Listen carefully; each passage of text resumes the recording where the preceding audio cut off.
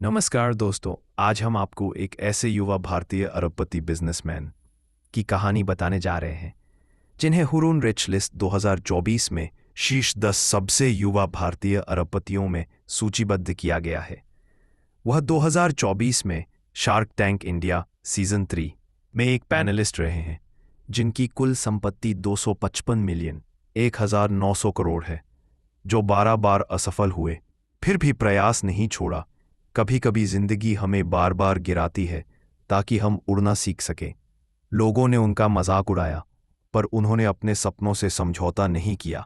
उनका नाम है रितेश अग्रवाल, ओयो रूम्स के फाउंडर और सीईओ। रितेश का जन्म उड़ीसा के छोटे से कस्बे बिसम कटक में हुआ। मध्यम वर्गीय परिवार, सीमित साधन, लेकिन सपने बड़े। बचपन से ही रितेश को नई चीजें सीखने का जुनून था। वो इंटरनेट पर बिजनेस, स्टार्टअप्स और टेक्नोलॉजी के वीडियो देखते रहते थे। कक्षा में औसत छात्र, पर सोच में अलग।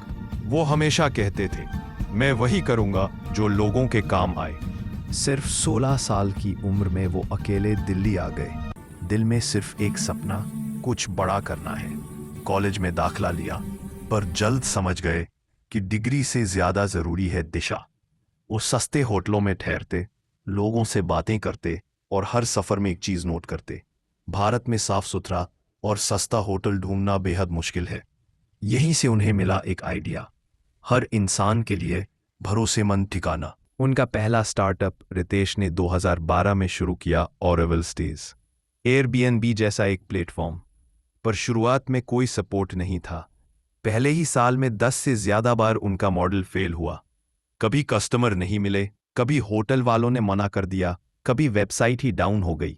दोस्तों ने कहा ये नहीं चलेगा, लेकिन रितेश बोले अगर मैं गिरा हूं तो उठना भी सीख लूंगा। उन्होंने 12 बार अलग अलग तरीके आजमाए, नाम बदले, मॉडल बदला, प्रेजेंटेशन बदला, पर हिम्मत नहीं हारी। फिर शुरू हुआ ओयो रूम्स का जन्म 2013 में ओरावेल का नाम बदलकर रखा गया। ओयो रूम्स मतलब ऑन योर ओन। उन्होंने हर होटल में साफ सफाई, वाईफाई, एसी और अच्छी सर्विस की गारंटी दी। ओयो सिर्फ एक ऐप नहीं था, वो भरोसे का नाम बन गया। रितेश ने खुद होटल में जाकर कमरों की फोटो खींची और ग्राहक से फीडबैक लिया।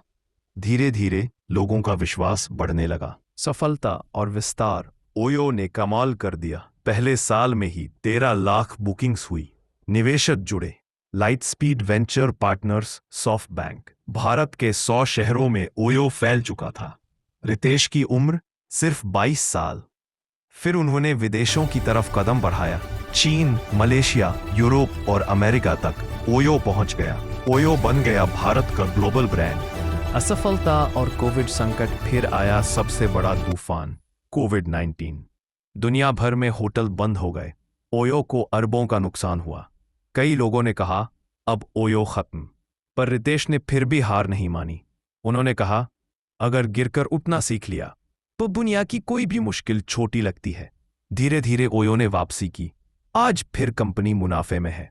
कंपनी की वार्षिक रिपोर्ट के अनुसार मई 2024 में ओयो ने वित्त वर्ष 2023-24 के लिए अपना पहला कर पश्चात लाभ पीएटी 223 करोड़ दर्ज किया। कंपनी ने बताया कि यह लगातार 8 तिमाहियों में सकारात्मक समायोजित एबिटा के आधार पर हुआ है। ओयो का समायोजित एबिटा वित्त वर्ष 2024 में 215% बढ़कर 878 करोड़ हो गया, जो वित्त वर्ष 2023 में 277 करोड़ था और लाखों लोगों को रोजगार दे रही है। संदेश और निष्कर्ष। रितेश अग्रवाल की कहानी हमें ये सिखाती है कि असफलता कोई अंत नहीं, वो तो शुरुआत है उस रास्ते की जहां सफलता हमारा इंतजार कर रही होती है। उन्होंने 12 बार गिरे, 12 बार उठे और आज पूरी दुनिया को दिखा दिया कि बड़ा बनने के लिए बड़ी सोच जरूरी है।